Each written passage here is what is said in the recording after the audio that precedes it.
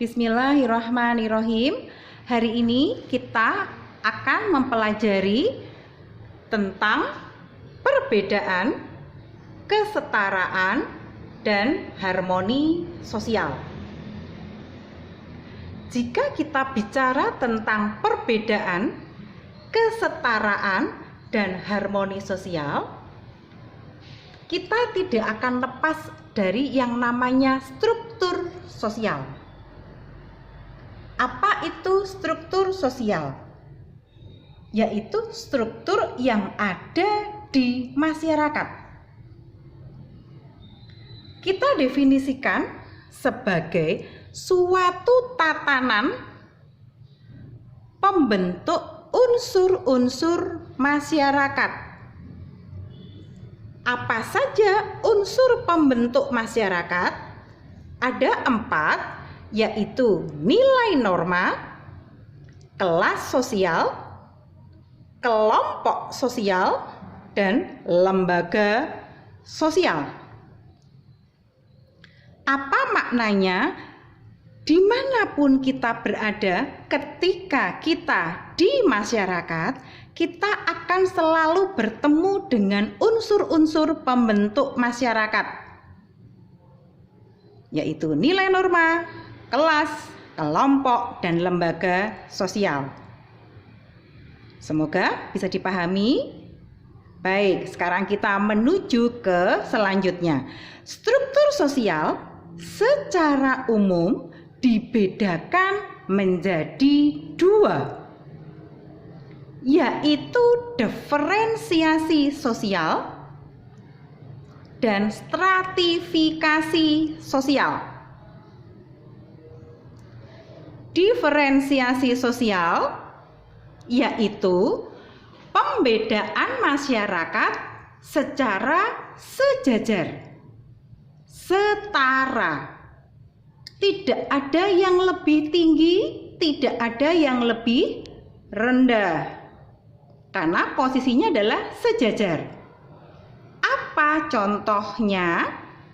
Contohnya misalnya jenis kelamin, agama, pekerjaan. Dalam diferensiasi sosial juga ada parameternya. Apa itu parameter? Parameter adalah ukuran di dalam masyarakat. Parameter diferensiasi sosial yaitu disebut nominal, tidak berjenjang. Semoga bisa dipahami. Sekarang kita masuk ke struktur sosial yang kedua, yaitu stratifikasi sosial. Kita belum masuk ke sini. Mengapa? Karena kita masih berbicara tentang diferensiasi sosial. Insya Allah minggu depan kita bisa masuk ke stratifikasi sosial. Apa itu stratifikasi sosial? Yaitu pembedaan masyarakat secara bertingkat. Di dalam masyarakat ada yang dinilai secara bertingkat. Contohnya adalah kekayaan, tingkat pendidikan. Dalam stratifikasi sosial juga ada parameternya, disebut graduate atau berjenjang. Jadi kita ulangi lagi, struktur sosial secara umum dibedakan menjadi 2, diferensiasi sosial dan stratifikasi sosial. Namun ada seorang tokoh yang namanya Peter M. Blau itu juga melihat struktur sosial itu ada 2 tipe atau membedakan menjadi 2 tipe. Terus apa bedanya dengan yang tadi? Yang tadi secara umum. Kalau ini menurut Peter M. Blau. Bagaimana membedakannya? Ketika nanti di soal ada pembagian struktur sosial menurut Peter M. Blau, berarti jawabannya bukan yang diferensiasi dan stratifikasi. Bisa dipahami ya? Oke, menurut Peter M. Blau, struktur sosial itu dibedakan menjadi 2. Yang pertama itu adalah interseksi. Definisinya adalah keanggotaan dalam kelompok yang bersifat menyilang. Contohnya bagaimana? Ini contohnya. Novi, seorang yang beragama Islam. Sedangkan Eli agamanya Katolik. Tetapi mereka bisa bersatu, disatukan karena kesamaan profesi. Ternyata mereka sama-sama seorang guru. Nah, persamaan seperti ini walaupun beberapa item berbeda, tetapi ketika ada yang sama, ini biasanya akan mengarah kepada integrasi. Hal seperti inilah yang disebut interseksi. Kemudian yang kedua adalah konsolidasi. Apa itu konsolidasi? Yaitu tumpang susun parameter.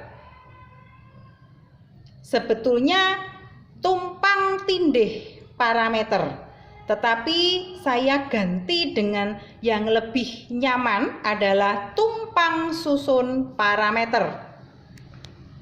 Kita masih ingat parameter apa tadi? Ukuran di dalam masyarakat. Seperti apa contoh konsolidasi? Konsolidasi juga bisa diartikan sebagai penguatan. Seseorang biasanya berkonsolidasi. Nah, itu seseorang biasanya akan melakukan penguatan.